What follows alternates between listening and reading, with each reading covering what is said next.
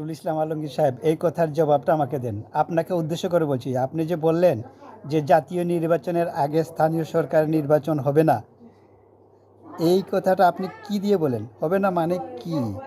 আপনি কি বুঝাতে চান? আপনি কি কোনো ডিসিশন মেকার? আপনি বলতে পারেন আপনি চান না, কিন্তু আপনি বলছেন আপনি হবে না। আপনি কি? আপনি তো বৈষম্য বিরোধী আন্দোলনও করেন নাই। তারপর আপনি এত বাড়াবাড়ি কেন করছেন? এতদিন ধরে আপনাকে যে আমি সাবধান করে দিচ্ছি, তা কি আপনার বুঝে না? You have to explain me. আপনি তো কোনো অথরিটি না, ক্ষমতায় এখনও যান নাই, আবার যাওয়ার আগে অথরিটি দেখাচ্ছেন। আচ্ছা ঠিক আছে, আপনি যখন যাবেন তখন অথরিটি দেখাবেন, কিন্তু জনগণ হলো অথরিটির। আপনি কে? গণতন্ত্রের কথা বলবেন, আচরণ করবেন স্বৈরতন্ত্রের মতো? সেটা তো হয় না। মির্জা ফখরুল ইসলাম, আপনাকে আবারও বলছি, আপনি জামাত ইসলামের যে দাবিটা করেছে, আপনি কি জানেন জামাত ইসলামের দাবিটা সারা দেশের দাবি এক সমান? আর আপনি অনেক আগেই মির্জাফর হয়ে গেছেন। আপনি কেন বললেন যে জাতীয় নির্বাচনের আগে স্থানীয় নির্বাচন হবে না?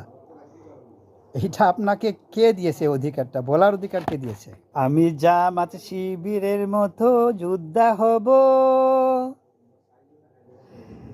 রক্ত নদী পাড়ি দিয়ে সব জালিমের মোকাবেলায় স্বাধীন পতাকায় উড়াবো।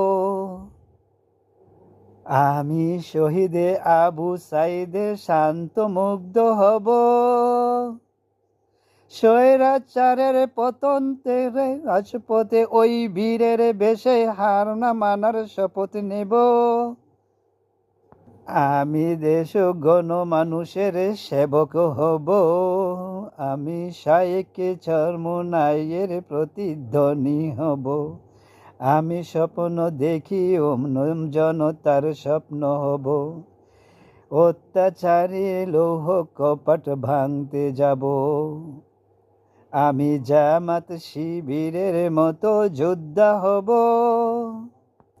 জামাত ক্ষমতায় আসলে 5 ওয়াক্ত নামাজ বাধ্যতামূলক করা হবে।